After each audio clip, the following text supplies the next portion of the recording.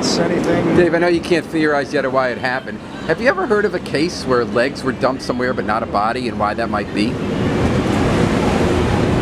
I mean, I can't this think. case not necessarily involved to answering the question.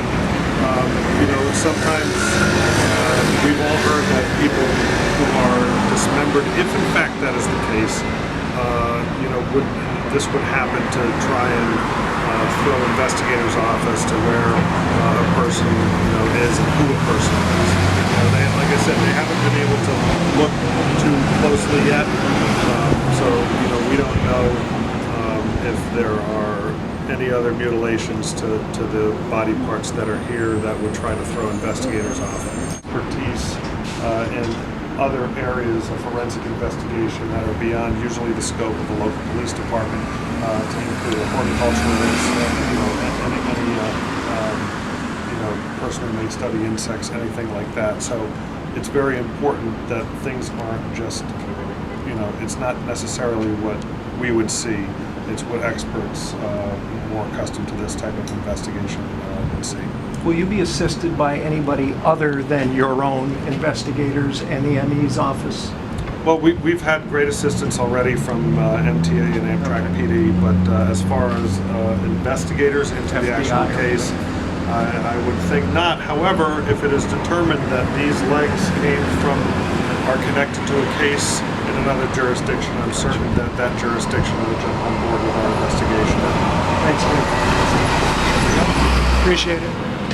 Around 11 o'clock this morning, a New Haven police officer was approached by what I'm told is a gentleman who reported to him that there were two human legs, or what he believed to be two human legs, in an area of heavy foliage, which I'm sure we'll show pictures of.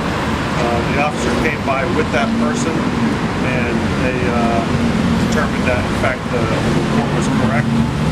Police have located two severed human legs, or portions of legs,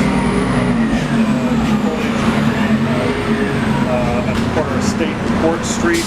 It is on the outside of the train station property, at a fence line, between a fence line and a tree line.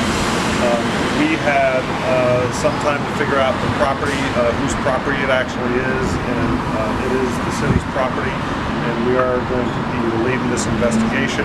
We've had great assistance thus far from Amtrak Police and the Metropolitan Transit Authority Police Department and whatever they can assist us with on the other side of the fence, basically.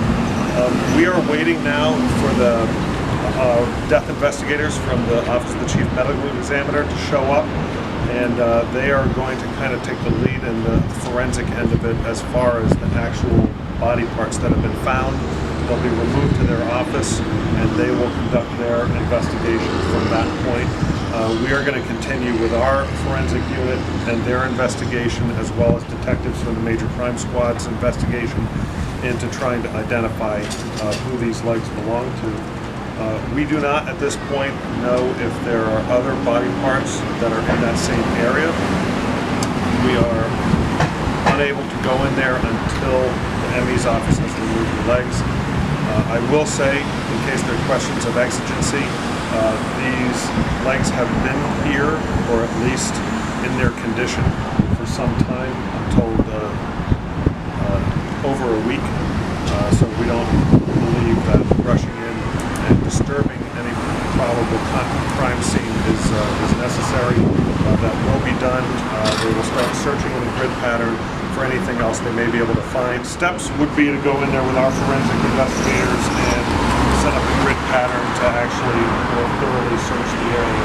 It's very important not to do that until you remove evidence piece by piece, as if it was in layers, so you don't disturb anything. And the ME's office has an expertise in other areas of forensic investigation that are beyond usually the scope of the local police department, to include horticulturists, any